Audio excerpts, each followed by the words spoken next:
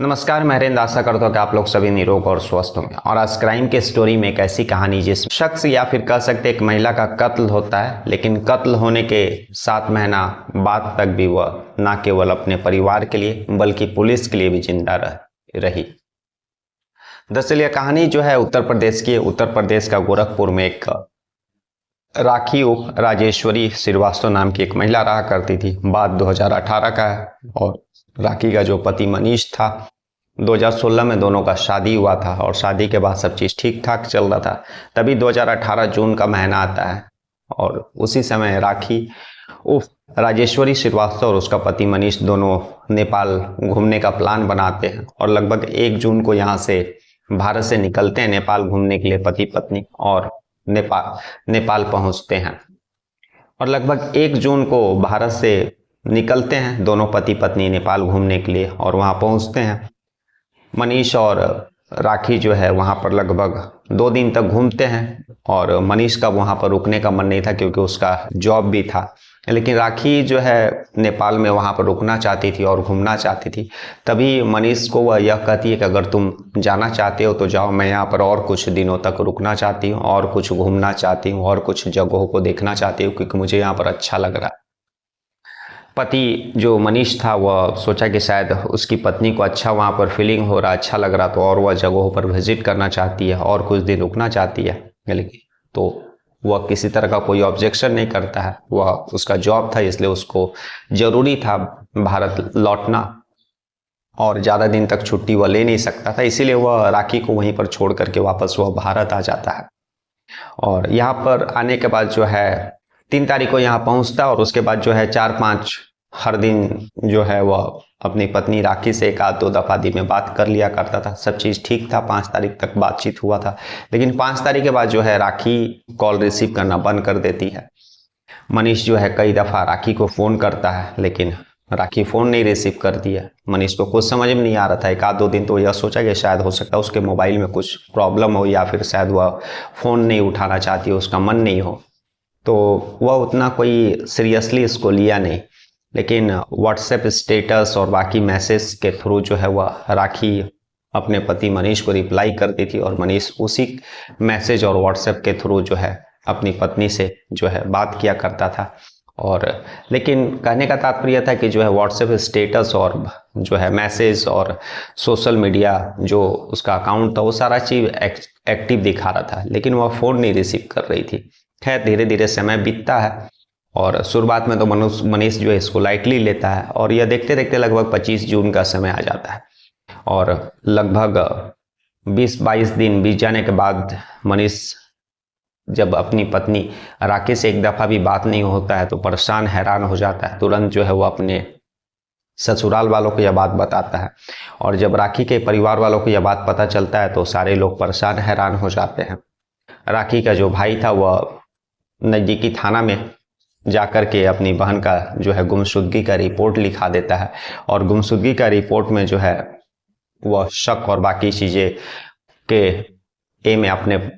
जीजा जो मनीष रहता है उसी का नाम कंप्लेन में देता है। पुलिस भी जो है मनीष से बातचीत करती है तो लेकिन कोई भी एविडेंस, कोई भी ऐसा क्लू या शक पुलिस को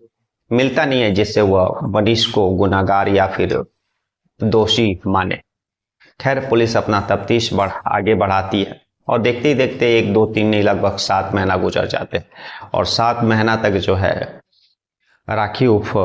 राजेश्वरी श्रीवास्तव का जो है सोशल मीडिया अकाउंट से लेकर के जो है व्हाट्सएप स्टेटस है सारा चीज़ एक्टिव दिखाता है, लेकिन बात एक बार भी नहीं हो पाती है और ना ही राखी जो अपने घर वालों को या फिर अपने पति को फ़ोन करती है। अब जो यह केस था वह एसटीएफ के हवाले होता है। यूपी की जो स्पेशल टास्क फोर्स इस केस को देखती है और जब इस केस का स्टडी करती है तब वो प्लान करती है कि इस केस का जो इन्वेस्टिगेशन करने के लिए वह नेपाल जाएगी और नेपाल एसटीएफ की टीम एक नेपाल के लिए निकलती है और जब वहाँ पहुँचती है तो पता चलता है कि 8 जून को जो है एक भारतीय महिला का जो है शव मिला था, जो कि उसका अंतिम संस्कार 1-2 दिन के बाद कर दिया गया था। तो उस जो डेड बॉडी मिला था, डेड बॉडी का तो अंतिम संस्कार हो चुका था, लेकिन उसका जो फोटो था, फोटोग्राफ्स था, पुलिस जो एसटीएफ की टीम वह फोटोग्राफ्स मनीष के तो राखी के पति मनीष को और बाकी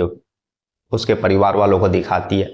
तो परिवार वाले भी और मनीष भी जो है उस फोटोग्राफ्स के थ्रू यह पहचान करते हैं कि जो शॉर्ट डेड बॉडी 8 तारीख को मिला था और जिसका अंतिम संस्कार किया गया वह राखी ही थी। अब पुलिस का माथा ठनकता है कि यह समझ में नहीं आ रहा था कि जब जिस महिला का जो है मृत्यु 8-7 महीना पहले हो चुका है, वह मर चुकी है, उसका अंतिम संस्कार हो गया, तो 7 महीना तक उसका सोशल मीडिया अकाउंट और व्हाट्सएप ये बाकी चीज़ें कैसे एक्टिव हो सकता है, कौन ये बाकी चीज़ें उसका हैंडल कर रहा है। अब पुलिस जो है राखी का सारा CDR report, call details, location, ये सारा चीज़ निकालती है, तो जिससे यह कंफर्म हो जाता है कि जो है 3 तारीख को तक वह जो है मनीष के साथ थी। और मनीष भी जो यह बात बता रहा था कि वह 3 तारीख तक नेपाल में था और फिर राखी को छोड़ करके वह वापस भारत आ गया था, वह भी सही था। लेकिन 3 तारीख के बाद और जो 8 तारीख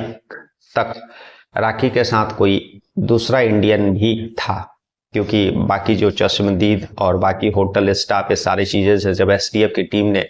तफ्तीश किया, पूछताछ किया, तो यह निकल करके बाहर आया कि 3 तारीख के बाद भी राखी के साथ कोई एक शख्स था और वह भी इंडियन था और 8 तारीख तक वह देखा गया था। और जो कि 8 तारीख के बाद जो है राखी का डेड बॉडी ही मिला था नेपाल में और फिर उसका 1-2 दिन के बाद अंतिम संस्कार कर दिया गया था।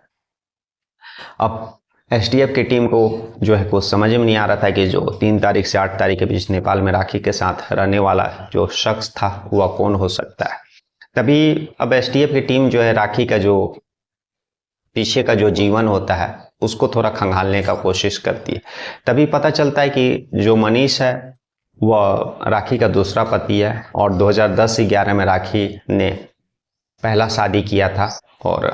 पुलिस STF की टीम जब इस चीज़ को और भी खंगालती है तो पता चलता है कि दरअसल 2005-7 में जो है राखी के पिता का तबीयत खराब था। जब वो हॉस्पिटल में भर्ती थी तो उसी समय उसी हॉस्पिटल के एक डॉक्टर से राखी का जान पहचान होता है और धीरे धीरे इन लोगों में प्यार हो जाता है। और लगभग 10-11 में डॉक्टर और जो है राखी दोनों गुपचुप तरीके से शादी कर लेते हैं। लेकिन डॉक्टर साहब जो थे वह ऑलरेडी जो है पहले से शादीशुदा थे, इसलिए वह कभी भी पूर्ण रूप से या फिर खुले रूप से जो है राखी को एज अ पत्नी एक्सेप्ट नहीं किए थे। शुरुआत में तो राखी ने किसी तरह का कोई ऑब्जेक्शन नहीं किया, लेकिन धीरे धीरे जब समय बीता तो राखी जो है उस अपने पहले पति उस डॉक्टर पर यह प्रेशर बनाने लगी कि वह पति के रूप में उसको रखे,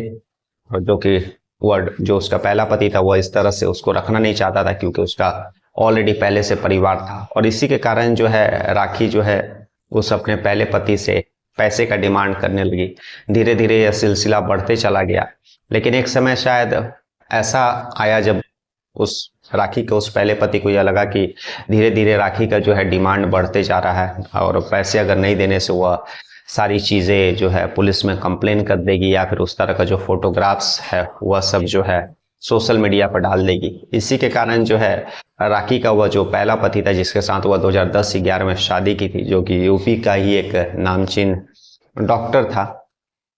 वह राखी को रास्ते से हटाने का प्लानिंग बनाता। हालांकि 2016 में जो राखी दूसरा शादी कर लेती, लेकिन उसके बावजूद भी पहला पति जो है वह राखी के कांटेक्ट में था। तभी जो है 2018 में राखी और राखी का जो दूसरा पति मनीष रहता है, लोग का नेपाल जाने का प्लानिंग पहले पति को जानकारी हो जाता है। तब उस डॉक्टर जो राखी का पहला पति था उसको शायद ऐसा लगता है कि यह एक अच्छा प्लान है कि राखी को उसी नेपाल में जो है रास्ते से हटाया जा सकता है और किसी को पता भी नहीं होगा। और इसी बीच पहला पति जो है राखी को फ़ोन करता है और मिलने की बात करता है, लेकिन राखी का दूसरा पति अवेलेबल था नेपाल में और इसीलिए राखी जो है 3 तारीख को जब वापस जाने का टाइम हुआ तो वह मनीष से कहती कि तुम जाओ, मुझे यहाँ कुछ और दिन रुकना है। मनीष वापस इंडिया जाता और 3 तारीख के बाद जो है राखी का पहला पति जो डॉक्टर रहता है वह फिर नेपाल में राखी के साथ रहा था। फिर वहाँ पर वे लोग टाइम स्पेंड